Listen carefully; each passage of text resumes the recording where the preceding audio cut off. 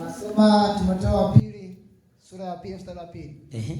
Na mambo yale uliyoyasikia kwangu. Na mambo yale, huyu ni mwanafunzi anaitwa Timotheo. Anapewa maelekezo na mwalimu anaitwa Paulo. Anamwambia na mambo yale uliyoyasikia kwangu mbele ya mashahidi wengi. Hayo uwakabidhi watu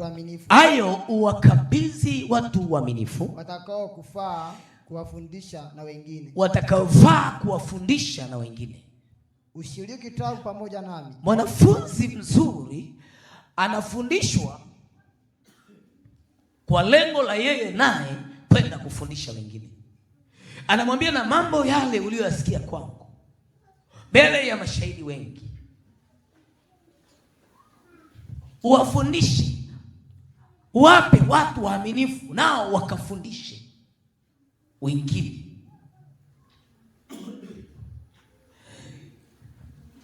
Yesu alikuwa na wanafunzi 12. Kupitia wale wanafunzi 12, injili hiyo, kwa sababu walijifunza wale, wametufundisha mpaka na sisi.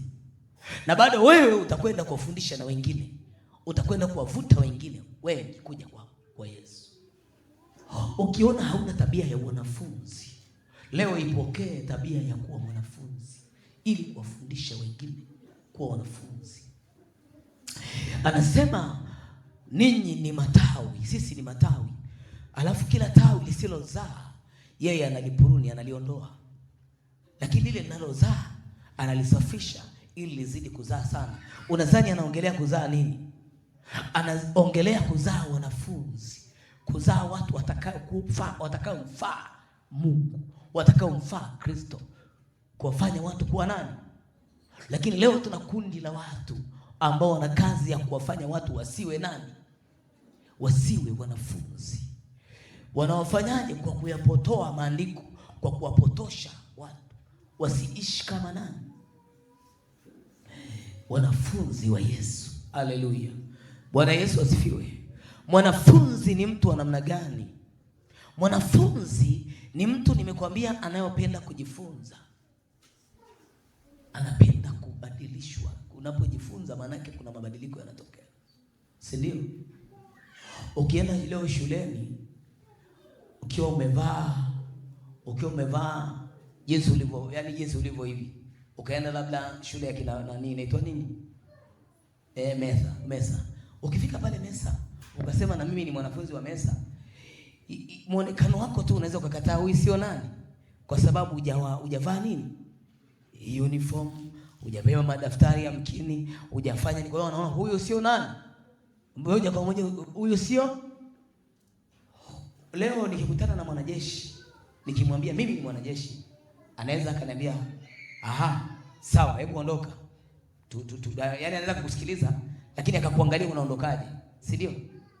Ule mguu tu uliotanguliza na jinsi unavyotembea akajua huyu sio nani. Kadhalika wanafunzi wa Yesu walitambulika. Mwanafunzi wa Yesu alitambulika kuongea. Si tunamwona pale Petro? Mwanafunzi wa Yesu alitambulika kwa kuongea. Alitambulika kwa kutembea. Alipoonekana tu hivi, mtu mmoja akasema huyu ni nani? Hebu tutafutie pale. Mtu mmoja akasema huyu ni nani? Akakataa, akasema mimi hapana, simjui. Kule kuongea akaambiwa hata kuongea. Yaani ule muonekano alionekana ni nani? Alionekana ni mwanafunzi wa Yesu. Lakini akaamua kusema mimi sifanyeje? Lakini wakamjua hata kuongea, wakasema hata kuongea kunaonesha huyu ni mwanafunzi. Je, wewe umeshafika kwenye hicho kiwango? Umepata? Yohana, hebu tusome pale Yohana 18:25. Yohana 18:25 anasema na Simoni Petro alikuwa akisimama huko. Na Simoni Petro alikuwa akisimama. Anakota moto, anaota moto. Basi wakamwambia, wewe nawe je? Hapo anaota moto, anamwangalia. Ni usiku amkini. Wanaota moto, ni usiku ulikuwa. Wanaota moto. Wakamwambia, wewe nawe je? Wewe nawe je? Huyu mwanafunzi wake mmoja wapo? Huyu mwanafunzi wake mmoja wapo? Naye akakana akasema si mimi. Naye akakana akasema si mimi. Si mimi. Mtumwa mmoja wapo wa makuhani mkuu. Naye ni jamaa yake yule aliyekatwa sikio. Mtumwa wake mmoja wapo mkuu, naye ni jamaa yake yule aliyekatwa sikio na Petro. Alikatwa sikio na Petro. Akasema je, mimi sikukuona wewe bustanini pamoja naye. Endelea. Petro akakana tena. Na mara akawika jibi. Tafutia reference yake kwenye kitabu kingine. Biblia inasema Mathayo 26 na ule mstari wa 69. Na Petro alikuwa ameketi nje behawani. Kijakazi mmoja akamwendea akasema, wewe nawe ulikuwapo pamoja na Yesu wa Galilaya. Akakana mbele ya wote akisema sijui usemalo. Naye alipotoka nje hata ukumbini mwanamke mwingine alimuona akamwambia watu waliokuwako huko, huyu alikuwapo pamoja na Yesu. Huyo mwanamke kwenye wale askari waliokwenda kumkamata Yesu, huyu mwanamke hakuwepo, si sawa? Kwenye wale waliomfuata Yesu kwenda kumkamata, huyu mwanamke hakuwepo. Tunakubali? Ukumbuke wakati huo dola ilikuwa inatawala ni Rumi, na hao walioenda kumkamata Yesu ni wanani? Ni waaskari. Asilimia kubwa zamani askari walikuwa wanatumika ni wanaume. Kwa hiyo huyu amkini hakuwepo wakati Yesu anaenda kukamatwa, lakini akamwona akasema, akawaambia watu waliokuwa huko, huyu alikuwako pamoja na Yesu Mnazareti. Akakana tena kwa kiapo, simjui mtu huyu. Punde kidogo wale waliohudhuria wakamwendea wakamwambia Petro, hakika wewe nawe mmoja wao, kwa sababu hata usemi wako wa kutambulisha. Usemi wa Petro unafanyaje? Unamtambulisha kwamba huyu ni nani. Usemi wako unakutambulisha umeokoka. Hebu ambao usemi wao unamtambulisha umeokoka. Haya, muonekano wa mtu unakutambulisha umeokoka. Nani anaonekana ameokoka? Kuvaa kwake, kuishi kwake kunaonesha kumeokoka nani? Kutembea kwake. Malizia hiyo pointi ya mwisho. 74 anasema, ndipo akaanza kulaani na kuapa akisema, simjui mtu huyu. Na mara akawika jogoo. Kesi kaisha. Bwana Yesu asifiwe. Walimjua kwamba hata anapoongea usemi wake unadhihirisha huyu ni nani. Alafu kanisa nzima hakuna mtu ambao kusema kwake, kuvaa kwake kunaonyesha ni nani? Ni mwanafunzi wa nani? Wa Yesu. Lakini leo nina kazi ya kufanya uwe mwanafunzi. Maana mpaka Daudi na Tai, lakini amekataa kwamba naye akitoka hapa anaongea kibodaboda, si ndio? Anaongea kibodaboda. Dakika 0. Sekunde moja nimefika hapo. Yaani ile anamaliza kuongea sekunde ishafanya ti alafu hajafika. Kuonesha kwamba hajawa nani? Sikiliza, neno la Mungu limekuja kutufanya tuwe wanafunzi wa Yesu. Haleluya. Limekuja kutufanya kuwa wanafunzi wa Yesu. Mwanafunzi wa Yesu ni mtu wa namna gani? Mwanafunzi wa Yesu haigi vya duniani. Mwanafunzi wa Yesu atafuti vya duniani. Mwanafunzi wa Yesu anatafuta vya mbinguni. Mwanafunzi wa Yesu afikirii habari ya duniani. Achukui muda mwingi kufikiria habari ya duniani. Mwanafunzi wa Yesu ufikiri yaliyo juu. Ukisoma Kolosai 3. Tuseme ule mstari wa ngapi? Wa pili. Hebu somea wa pili. Wa Kolosai. Anasema Kolosai 3 mstari wa pili. Yafikirini yaliyo juu. Yafikirini, yani mwanafunzi wa Yesu anafikiri yaliyo wapi? Juu. Yaliyo wapi? Juu. Wewe unafikiri yaliyo wapi? Juu. Kuna mtu anafikiri aliyo juu hapa? Asilimia kubwa kweli kuanzia asubuhi ulikuwa unafikiri aliyo juu? Ulikuwa unafikiri aliyo juu? Leo kanisa linateseka. Kwa nini? Kwa sababu watu wanafikiri aliyo chini. Yaani leo kanisa linapitia pagumu kwa sababu asilimia kubwa ya watu wanafikiri aliyo chini. Wanawaza yaliyo chini, yaliyo duniani. Anawaza yaliyo hapa duniani. Atufikiri yaliyo juu. Kristo alipo. Ndio, soma. Yafikirini yaliyo juu. Yaliyo juu. Sio yaliyo katika nchi. Sio yaliyo katika nchi. Mtu aliyeokoka uyafikiri yaliyo juu. Uje wewe unafikiri yaliyo juu? Bwana Yesu asifiwe. Sikiliza Bwana. Kitabu cha Samueli wa kwanza 10 ule mstari wa 6 anasema hivi. Na Roho wa Bwana Mungu atakujilia kwa nguvu. Alafu hiyo Roho akisha kujilia utageuka. Utageuzwa. Alafu kisha geuzwa utakuwa mtu. Si useme mwingine. Hebu soma pale. Alafu ujiulize, wewe uliokoka umegeuzwa kuwa mtu mwingine? Samueli wa kwanza 10 mstari wa 6. Samueli wa kwanza 10 na ule mstari wa 6. Neno la Mungu linasema, na Roho ya Bwana itakujilia kwa nguvu. Na Roho ya Bwana itakujilia kwa nguvu. Nawe utatabiri pamoja. Nawe utatabiri pamoja nao. Nawe utageuzwa kuwa mtu mwingine. Kuwa mtu mwingine. Utageuzwa. Juzi nilikuwa naona kwenye grupu letu la Nyumba ya Majibu. Nilikuwa naona mkichati baadhi wenu mko hapa mkibishiania habari ya mapambo.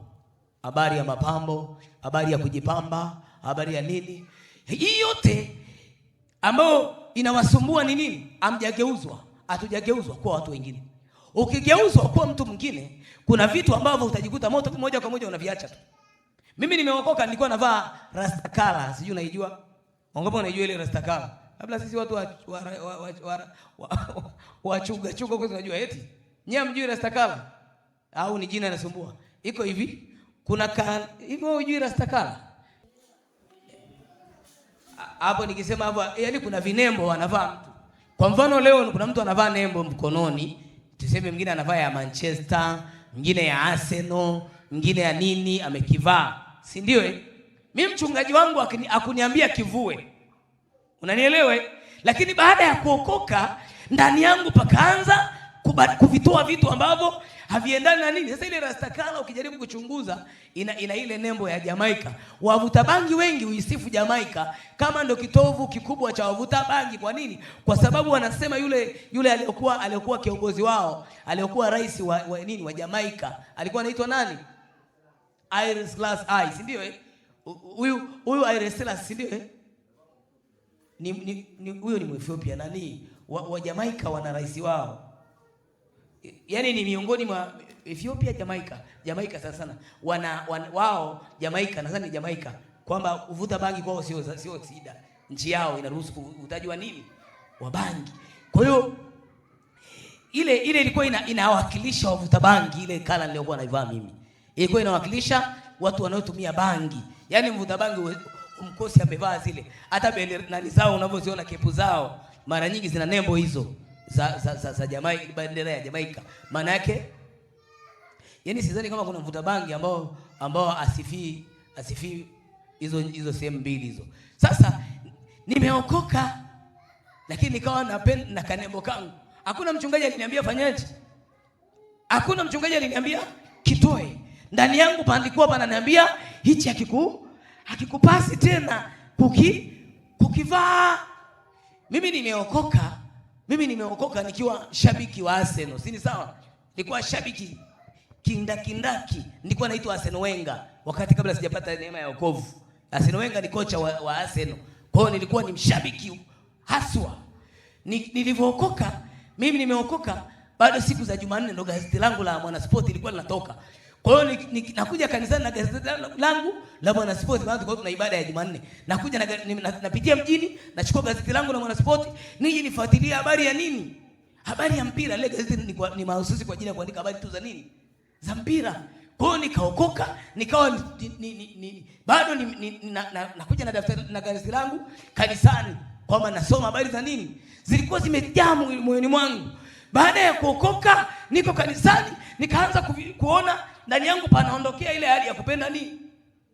Ya kupenda mpira, ya kushabikia.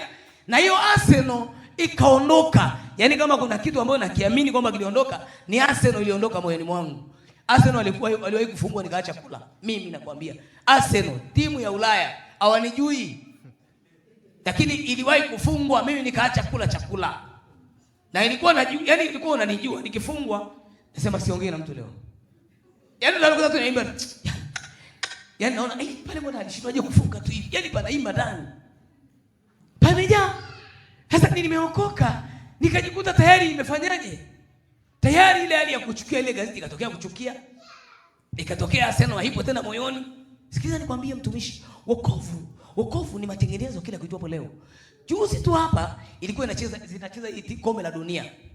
Kidogo nikajikuta naanza kuangalia kombe la dunia, kuangalia. Nikasikia ndani yangu panapiga alamu no. Angalia saikiro unaangalia mpira una dakika 100 na ngapi? Na 20. Ukichunguza unajikuta maombi hayachukui dakika 100 na ngapi? Lakini mpira tayari umechukua dakika 100 na ngapi? Kipi Mungu? Kama naweza nikakaa kwenye mpira dakika 120, alafu siwezi kuomba dakika 120, kipi Mungu? Sasa hivi ukiniuliza, yani kuanzia siku ile nilivyosikia ndani yangu pakiniambia acha, mpaka leo TV ninayo ndani, naweza kuamka hata ile saa 6 nikaangalia mpira, lakini sifungui, siangalii. Kwa nini? Ndani pameniambia hii kitu inachukua nafasi ya Mungu. Kitu chochote kinachochukua nafasi ya Mungu kitoe haraka, kike pembeni. Mtu mwingine anakuambia haijaandikwa. Sikiliza, kama unasubiri kwamba iandikwe dhambi ndio iache, sasa hivi haiandikwi kwenye madaftari. Dhambi sasa hivi haiandikwi kwenye kibao, haiandikwi kwenye mahali. Dhambi sasa hivi inaandikwa ndani ya mtu, ndani yako. Maandiko yanasema hivi, soma kile kitabu cha Yeremia 31 anzia mstari wa 31. Angalia sheria sasa hivi inaandikwaje. Sheria sasa hivi haiandikwi kwenye nini? Haiandikwi kwenye kibao kile alichokuwa nacho Musa. Haiandikwi kwenye kile kibao alichokuwa nacho Musa. Ndio maana mtu mwingine anakuambia, kwani kufanya hivi na hivi ni dhambi? Kwani nikifanya hivi nikiweka hivi kwenye mwili wangu kuna shida gani? Wewe sasa hivi au subiri iandikwe ni dhambi, ndani panaongea kwamba hichi hakikufai, wewe ni mtakatifu. Kama ukiona ndani yako hapaongei, jua wewe ni marehemu wa kiroho. Kuna kufa kwa aina mbili. Kama ndani yako hapa sense, hapa imbi, hapa gonyi, jua tayari wewe ni mfu. Weanza kusinzia uone ninapokupiga kibao leo. Yeremia 31 na ule mstari wa 31. Angalia siku zinakuja, asema Bwana, nitakapofanya agano nanyi baada ya siku hizo, asema Bwana, si kama lile. Mimi nitaendelea mwenyewe sasa. Si kama lile agano niliyofanya na baba zenu nilipowashika mkono kutoka katika nchi ya Misri, maana agano lile mlilivunja. Endelea sasa. Ingawa nalikuwa mume kwao, asema Bwana, baada ya agano hili angalia sasa agano Mungu analoliweka na nyumba ya Israeli. Sio kama lile agano ambalo Musa aliondoka nalo wapi? Misri. Sasa hivi sio mpaka mtu akwambie kwamba usisengenye, ndani yako anakuambia lile neno uliosema umesengenya. Endelea. Baada ya siku zile asema Bwana, nitatia sheria yangu ndani yao, na katika mioyo yao nitaandika, nami nitakuwa Mungu. Katika moyo hataandika, nao watakuwa watu wangu. Endelea kidogo. Nao watakuwa watu wangu. Hawana haja ya kufundishwa, wala hawatafundishwa. Kila mtu jirani yake, kila mtu ndugu yake, akisema mjue Bwana, maana watanijua tangu mtu aliye mdogo miongoni mwao hata mtu aliye mkubwa miongoni mwao.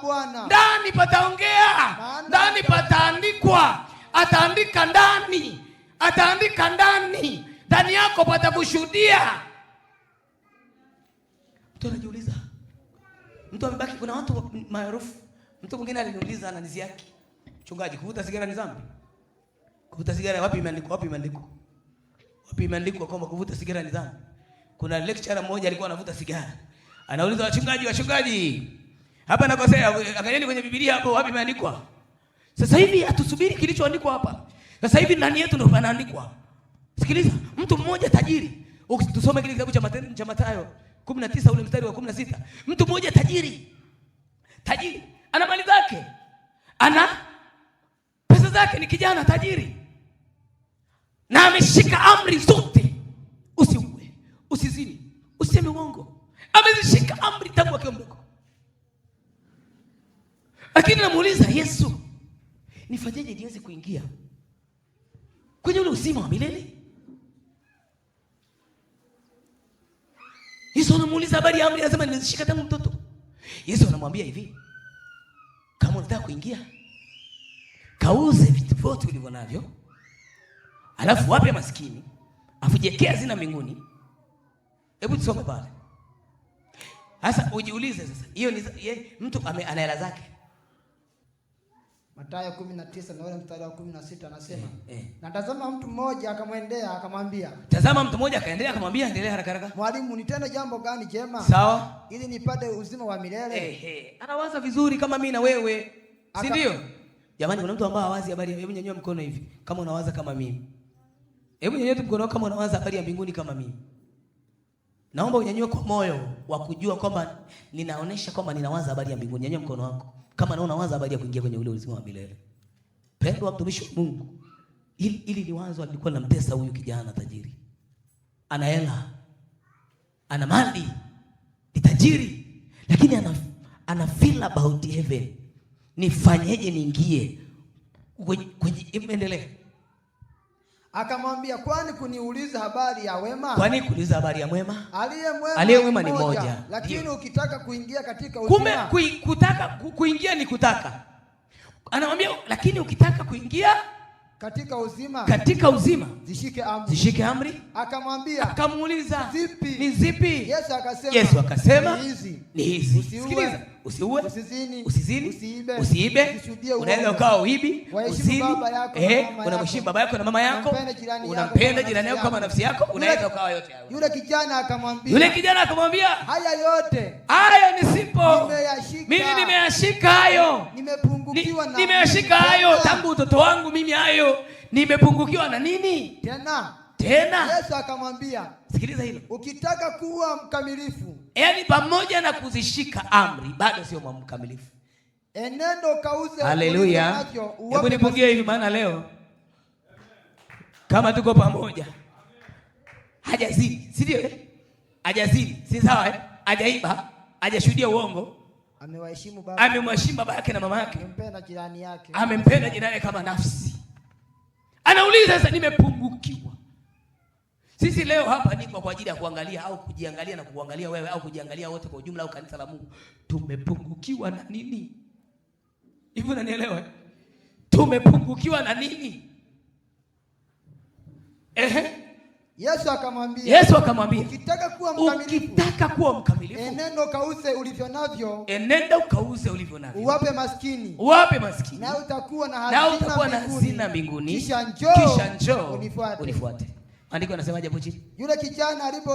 Yule kijana aliposikia akaenda zake kwa huzuni. Akaenda namna hii, kwa sababu alikuwa na mali nyingi. Kwani nianze kuishi maisha ambayo mali zangu zimeondoka? Hivi alikuwa na dhambi? Alikuwa na dhambi huyu? Je, mbinguni alikuwa anaingia? Nauliza, mbinguni alikuwa anaingia?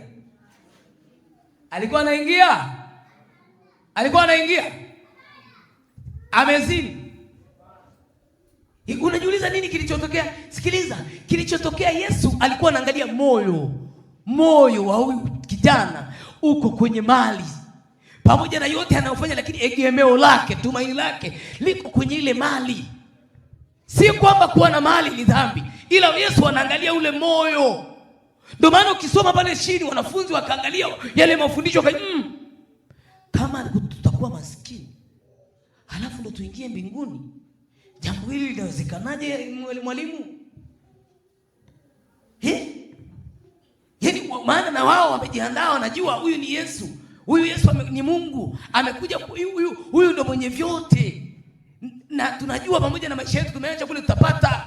Ndio maana wako karibu naye. Hebu endelea pale chini kidogo pa ujumbe. Uangalie nini ilikuwa shida. Anaendelea kusema Yesu akawaambia wanafunzi wake. Amini nawaambieni ninyi. Ya kwamba itakuwa shida tajiri kuingia. Ya kwamba itakuwa shida. Wewe usitafute hela ukifikiria habari ya neno kwamba itakuwa shida tajiri. Utajiri wa Yesu anayeuongelea ni pale ambapo moyo wako hauko kwenye hizo pesa. Moyo wako hauko kwenye vile ulivyo navyo. Huko tayari kuvitoa hata Bwana akitaka. Ibrahimu baba yetu wa imani alikuwa na mtoto mmoja. Mungu akamjaribu, maana yake akaangalia, je, moyo wa Ibrahimu uko kwa huyu mtoto au uko kwangu?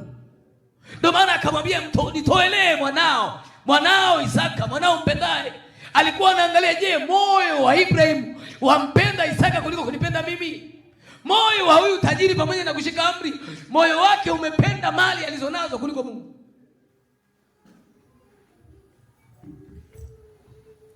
Endelea.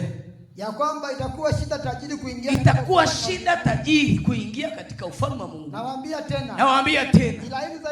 Ni rahisi zaidi ngamia kupita katika tundu la sindano kuliko tajiri kuingia katika ufalme wa Mungu. Wanafunzi waliposikia yale maneno ya kusema tajiri hawezi, yaani tajiri ni ngumu, walishangaa mno, wakisema ni nani basi awezaye kuokoka? Maana mimi ukiniambia leo kwamba nikiokoka nitakuwa maskini kuliko watu wote, lakini nitaingia mbinguni, na mimi nitashangaa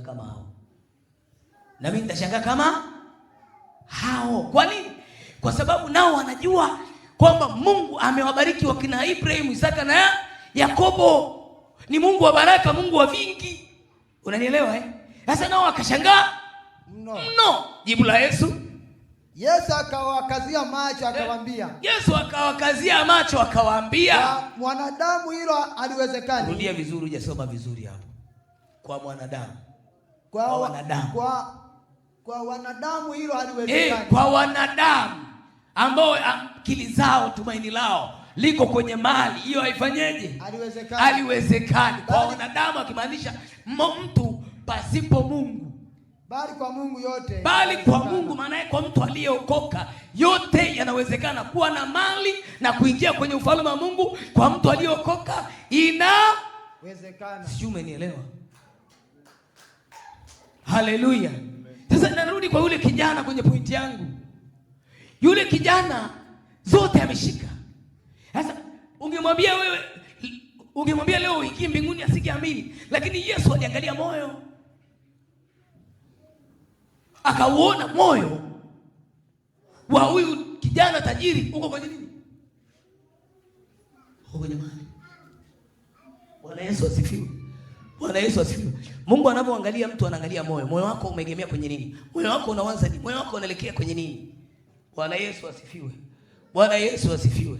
Sikiliza mpendwa mtumishi wa Mungu. Hebu tusomee msomaji kitabu kile cha waraka wa kwanza wa Yohana 2 mstari wa 15.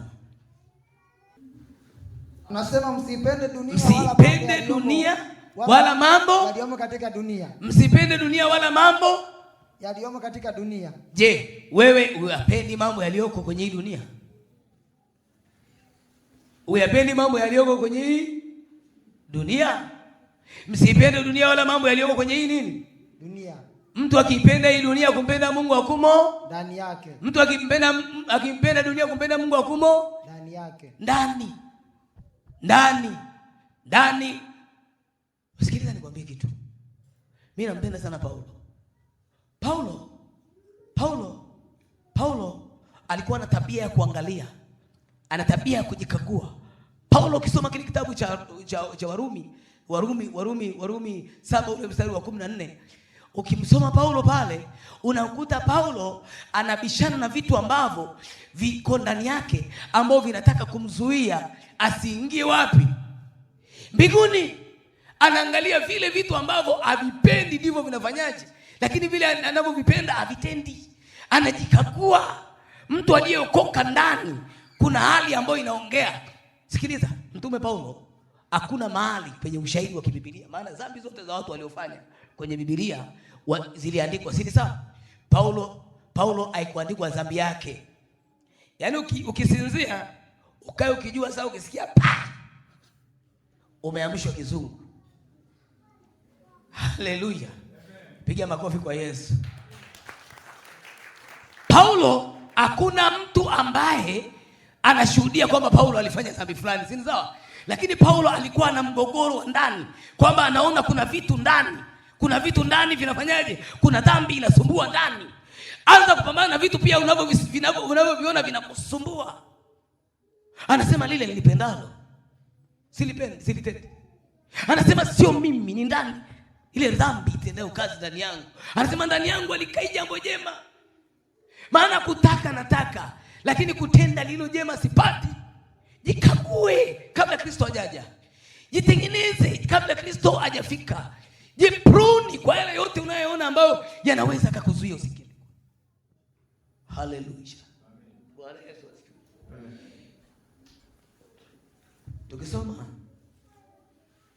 Tukisoma Warumi 12 ule mstari wa 2 anasema, wala msifuatishe namna ya nini? Wewe unataka uangalie dunia inaelekea wapi?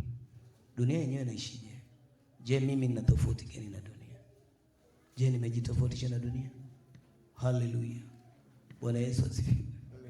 Wanadamu wa leo wameshikwa na kitu kinachoitwa moyo mgumu. Hebu sema moyo mgumu. Hebu sema moyo mgumu. Hebu rudia tena, sema moyo mgumu. Sema moyo mgumu. Unajua, usiishi kwa sababu watu wengine wanaishi hivi. Ishi kwa sababu neno linaishi hivi. Ishi kwa sababu neno la Mungu linakuelekeza hivi. Ishi kwa sababu pia ndani yako panakuongea maisha ambayo unatakiwa uishi wewe uliokoka. Mtu aliyeokoka ana tofauti na mtu ambaye hajaokoka. Unaelewa hilo? Hebu nikuulize wewe, utofauti wako unaoona wa wewe uliokoka na mtu ambaye hajaokoka unaona ni upi?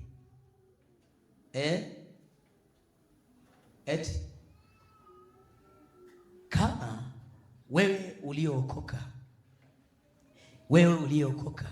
waweza kuishi maisha ambayo ya watu ambao hawajaokoka, utofauti wa wewe na wao utajulikana ni upi? Bwana Yesu asifiwe.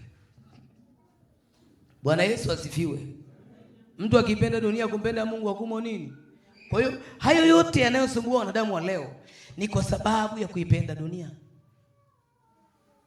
Mtu mmoja kwa kweli mambo yameenda kumharibikia sana yule mama.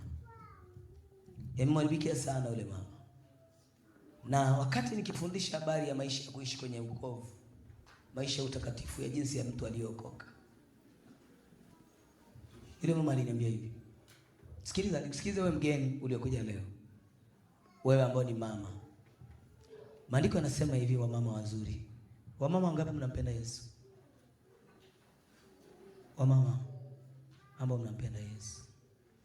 Hebu nyanyua mkono wako vizuri kama unampenda Yesu. Nataka nikusaidie tu mama yangu mzuri. Maandiko yanasema hivi.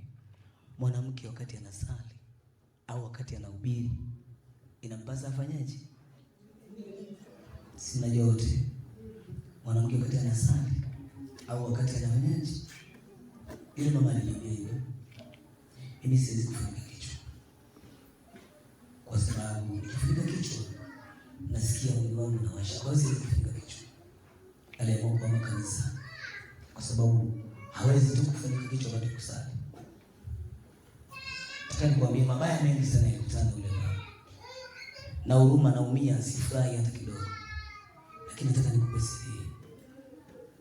Nataka nikwambie kitu hichi. Maandiko yanasema kutii bora. Hebu tusome hiyo leo kwenye kitabu kile cha Wakorintho wa kwanza 11. Tuanzie mstari wa ngapi pale? Waangalie utaratibu wako wewe kuabudu. Hata pale kwako umeamua kusali. Unajua lazima ujitenge tu. Hapa nataka nisali. Si ndio jamani? Unamwambia umuonesha Mungu hapa nataka nifanyaje? Hapa nataka niongee na wewe. Hivi leo hii ukitaka kwenda kuongea na rais. Nichukulia nani amevaa vizuri zaidi? Nani ambaye mnamuona amevaa vizuri, hebu niambie. Wewe. Simama wewe mama Joy, mama nani? Jamani. Nani umevaa photo, usimama. Umevaa vizuri dada, umependeza. Simama tu. Mwangalieni photo, sipendeza. Sipendeza. Lakini hapa tu alipo akipata kwamba leo anaenda kuongea na si anaweza kapendeza zaidi hapa si ndio jamani?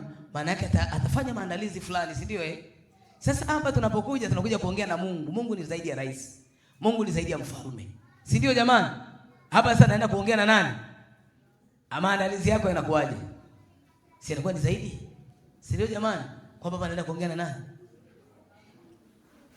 Hapa naenda kuongea na Mungu. Maana yake lazima nijiandae, nijiweke kwenye hali ya nini. Sasa yeye Mungu ameweka utaratibu wake kwamba ukaeje wakati unaongea naye. Si ni sawa? Hebu tusome pale. Korinto kwanza 11 mstari wa 5. Bali kila mwanamke asalipo au anapohutubu bila kufunika kichwa yuaibisha kichwa chake mwenyewe, kwa maana ni sawasawa na yule ambaye aliyenyolewa. Maana mwanamke asipofunikwa kichwa akatwe nywele, au ikiwa ni aibu mwanamke kukatwa nywele zake au kunyolewa, na afunikwe. Endelea kidogo. Kwa maana kweli haimpasi mwanamume. Sasa hivi mimi ningekuwa navaa kofia, yaani nahubiri hapa navaa kofia, ungenielewa? Kwa mtu ambaye anasoma Biblia ungenielewa? Yaani mtu ambaye haijui kweli anaweza kaona mwanaume anahubiri amevaa kofia akaona ni sawa, si ndio Lakini kwa mtu anajua kweli akiona mwanaume amevaa kofia huku anahubiri, hata wewe unaona haiko sawa, si ndio? Hivi sasa hivi nimevaa kepu afu nahubiri, si wewe unaona kabisa huyu mchungaji mbona hajafuata nini? Ili andiko mchungaji hapa hajafuata andiko. Si ni sawa? Lakini hebu jiulize leo tukamchukua mwanamke amenyolewa upara, alafu yuko hapa mbele anahubiri. Kwa wewe unaojua maandiko unaona kabisa hajakaa vizuri eti. Hivi kuna nani nielewa? Amen. Mimi nahubiri kwa ajili ya Kristo. Paulo pale chini anamaliza anasema hivi. Hebu endelea. Kwa maana kweli haimpasi mwanamume kufunikwa kichwa. Kwa sababu yeye ni mfano na utukufu wa Mungu. Lakini mwanamke ni utukufu wa mwanamume. Maana mwanaume hakutoka katika mwanamke, bali mwanamke katika mwanaume. Wala mwanamume hakuumbwa kwa ajili ya mwanamke. Mwanaume hakuumbwa kwa ajili ya mwanamke, bali mwanamke kwa ajili ya mwanaume. Wanatheolojia wanasema kutoka Adam mpaka kuumbwa Hawa kuna miaka mingi ilipita pale. Haikuwa jambo la wakati, yani sio kuumbwa. Kuna kuumbwa na kufanywaje na kufanywa. Si ndio Kufanywa. Kuumbwa Mungu mpango wake ulikuwa kuanzia mwanzo. Tuumbe mwanamke na mwanaume aliwaumba.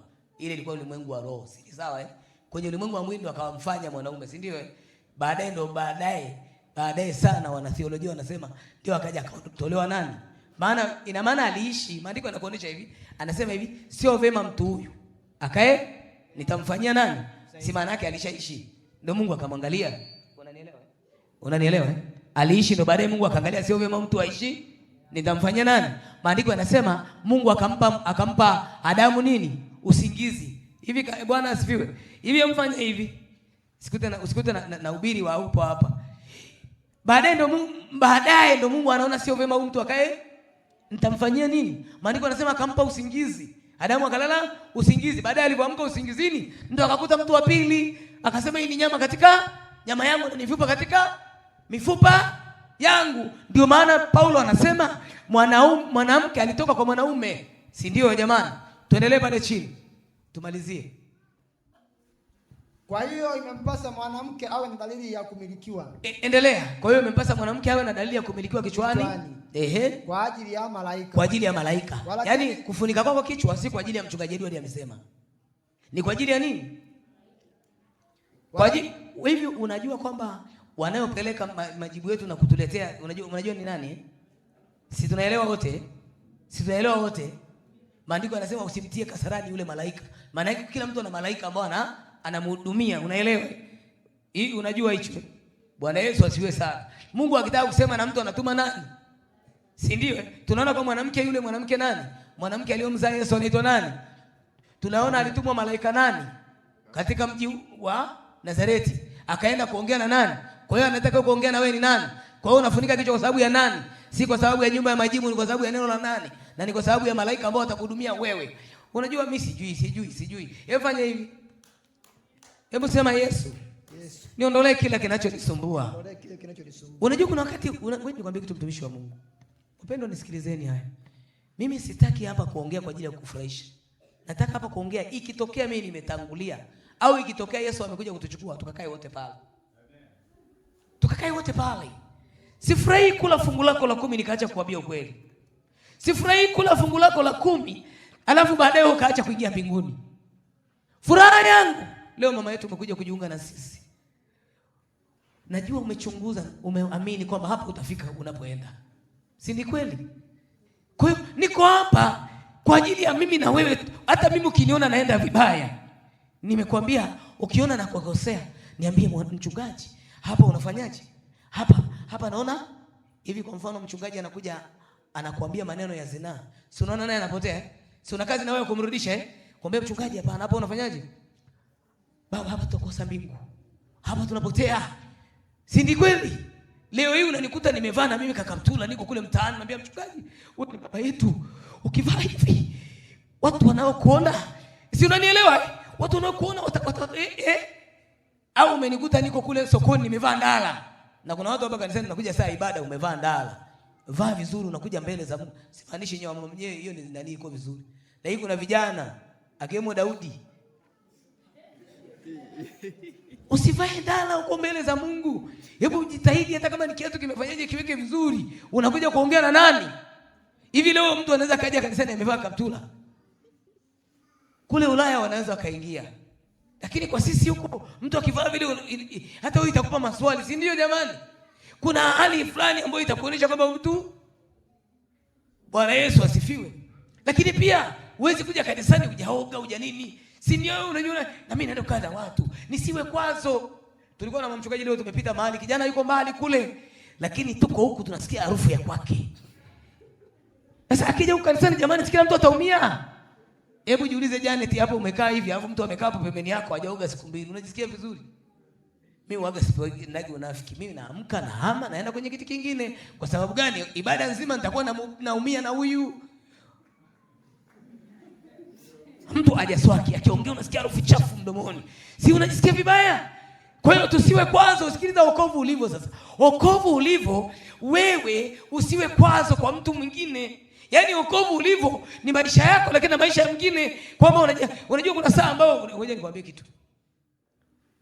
Nikwambie kitu.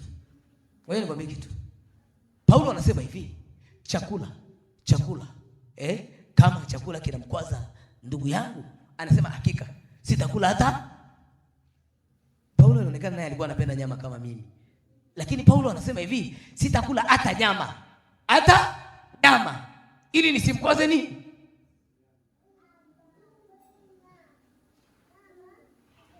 Watoto wangu pale huwa wakati mwingine nawafundisha jinsi ya kula. Unawafundisha jinsi ya nini? Wewe mtoto anaanza kula huku kwetu huku kwa kwetu huku kanda ya Ziwa. Ndio mimi kwa mara ya kwanza kuona mtu anakula ugali kwa kuanzia juu. Kule kwetu kaskazini ukianzia juu utaweza ukaachiwa hicho chakula. Yaani ugali umetengenezwa umefinyangwa vizuri, alafu wewe kwa ushujaa wote unapeleka mkono kuupiga pale juu katikati. Yaani lazima nikupe, hizi ni hekima. Kuna saa unakula hivi tu kwa hapa kwa kanda ya Ziwa. Lakini ukienda kwa wenzetu kule uko pwani ukaugusa ule ugali pale juu, tonge la kwanza utakuvumilia. La pili litakuja likiwa na mchuzi hizi. Ukiupiga pale juu na alama zitaanza kuchorana. Mtu mwingine anajisikia kinyaa ataacha kula. Sasa Biblia inakupa hekima ya kuishi pia na jamii. Mtu mmoja tulikuwa tunakula akawa na tabia ya kucheka. Sasa akicheka mate yanaruka. Yale mate yakaingia kwenye mchuzi. Wenye roho ndogo wanashindwa kuendelea na safari. Mtu anaweza kusikizia, unajua kuna mahali nilipitia. Ananawa mkono. Kwa sababu haezi vumilia kula mate ya mtu. Biblia inakupa hekima. Yaani wokovu unakuheshimisha. Nilikuwa na dada mmoja aliokoka. Mimi nilikuwa sijui anavyotembea. Lakini baadaye akatoa ushuhuda, jamani namshukuru Mungu. Sasa hivi natembea vizuri. Ni dada tu amenenepa kama siwezi kuchukulia mfano wewe, lakini alikuwa ni mnene. Sasa nikajiuliza, anatoa ushuhuda kwamba namshukuru Mungu sasa hivi naweza kutembea vizuri. Nilikuwa natembea vibaya. Nikagundua yule dada alikuwa na roho ya kikaaba. Nikajua yule dada alikuwa anatembea kwa mtembeo wa kutamanisha wanaume, unaelewa eh? Kwa hiyo ameokoka sasa, hata kutembea kumefanyaje? Hebu muulize mzako, kutembea kwako kumebadilika? Kuongea kwako kumebadilika? Hebu muulize. Ngoja nikwambie mtumishi wa Mungu, wokovu ni mabadiliko. Wokovu ni mabadiliko. Unaelewa? Wokovu ni nini? Wokovu ni mabadiliko. Ndio maana mtu akisema mimi nimeokoka, mtu anaanza kumwangalia. Sasa sisi tuliokoka, ndani yako panaongea kwamba mimi nikaeje na watu, mimi niishije na watu, mimi nivaeje, siku hizi kuna watu waliookoka lakini wanajichubua. Yaani mtu ameokoka lakini anafanyaje? Anajichubua. Siku hizi kuna nani wanaogea. Yaani unaweza kukuta mtu amekuwa wanjano kuanzia usoni mpaka nini? Na wewe unaweza ukajiridhisha kwamba huyu mtu labda Mwanza hapa nimemkubali. Yaani unaweza mimi nimewahi kwenda kuna ndugu yetu mmoja, nimewahi kwenda nikamsahau. Nilimjua akiwa mtu mzima na namjua, tumeenda kumtembelea. Akasema niko sehemu fulani ndo nasubiria sehemu fulani. Karibia nampita. Ndio mtu mmoja ni huyu. Kama ni wewe. Ikabidi nimwambie ni wewe, mbona umebadilika hivi? Akaniambia ni mjini. Mji unabadilisha. Wewe una kazi ya kubadilisha mji na sio mji ukubadilishe wewe. Wewe una kazi ya kubadilisha watu na sio watu kubadilisha wewe. Kila unachofanya fanya kwa ajili ya kusudi la Mungu. Ulivovaa nguo umevaa kwa ajili ya kusudi la Mungu. Kuna mwenzako anavaa nguo kwa ajili ya kusudi la shetani. Umevaa nguo inaonesha wewe ni wa kike, umejibana mwili, inaonesha nguo yako ya ndani imeishia wapi. Unatembea kwa mkao wa kutamanisha. Alafu unaniambia Mungu angalie mwili. Shetani ameshaangalia mwili wako na amejua umemfaa, anakutumia. Hawezi kubali. Lakini mimi nakwambia haya kabla hatujafa. Nakuhubiria kabla hatujaondoka hapa duniani. Nafasi tulionao ni hii. Nafasi tulionao ni hii mtumishi. Nafasi tulionao ni hii. Kuna watu ambao mna masuruali ndio nyumbani tena aliyobana vizuri sana. Kwa waaminifu mnavaa. Na mnategemea mtaingia mbinguni. Mnayo. Tuna watoto leo wametoka chuo kikuu. Akifika hapa maza. Unajua mama yeye manguo mnavaa. Umevaa gunia mama. Ni mama yeye sijazoea. Yaani kameenda chuo. Chuo ni miaka mingapi jamani? Mimi sijamaliza shule. Hiyo miaka 3 imezidi mimi ndio mkaa naye miaka 10 na amekuwa mwalimu. Unajua mama wewe hujajua tu. Hizi ndio nguo. Yale mengine mnayovaa. Yaani wewe leo hebu simama mtumishi. Sema na nguo yako hiyo. Wewe nimchukulie na nini mjasiri? Hebu simama wewe. Yaani wewe leo umevaa hivi unaambiwa umevaa nini? Gunia. Yeye aliyovaa hapa alafu bwana unajua dhamiri. Hebu sema dhamiri. Sema dhamiri. Unajua mimi naipenda sana dhamiri. Ukimwona amekaa kwa mfano amekaa kama mili hapo, utakuta anatafuta kitu. Yaani watu wengine bwana, aisee Mungu akupe akili. Eti anjifu kama hii inaweza ikachukua nafasi ya kukufunika sehemu ambayo nguo imekataa. Alafu sagini akikavuta kadhaa kutoka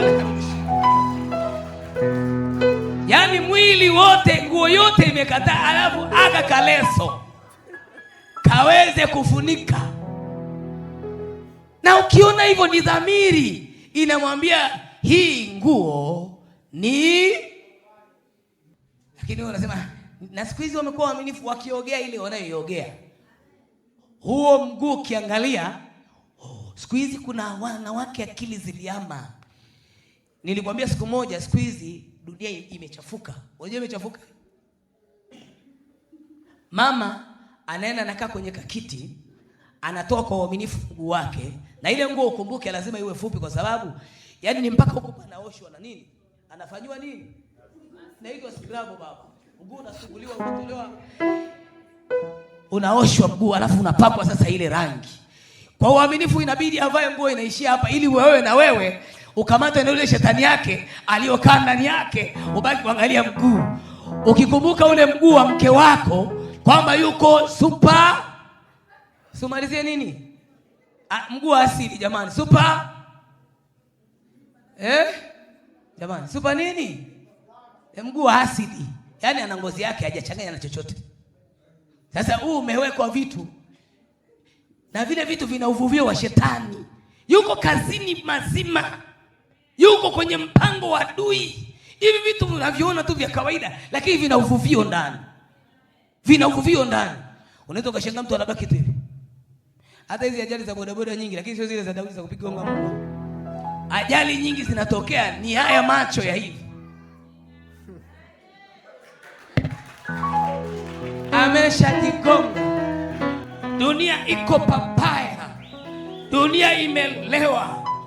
Yaani dunia ilipo sasa hivi, nakwambia hivi, kila kitu kimechanganyikiwa. Kuku kachanganyikiwa, jogoo kachanganyikiwa. Yaani sasa hivi jogoo anawika saa 6, saa 5, saa 7, wamechanganyikiwa, dunia imelewa. Yaani kila kitu kiko hivi. Usishangae, unashangaa kuku, jogoo anamkimbiza jike la bata. Bata, yaani dunia iko imechanganyikiwa. Wewe ione kama iko sawa, imelewa. Imewayawaya dunia. Kila kitu mwanadamu ndio anatengeneza mfumo wa dunia. Mwanadamu akichanganyikiwa vyote vinapakia sijui nikwambieje. Yaani mwanadamu akishapoteza direction na Mungu, vitu vyote sijui unaelewa? Hivi unaelewa? Vitu vyote vinamtegemea mwanadamu. Mwanadamu ndio kipatanishi cha Mungu hapa duniani.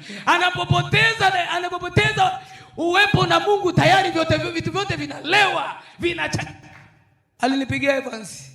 Kwa mara ya kwanza amesikia shemazi amesikia kuku anawika. Ilikuwa saa ngapi baba?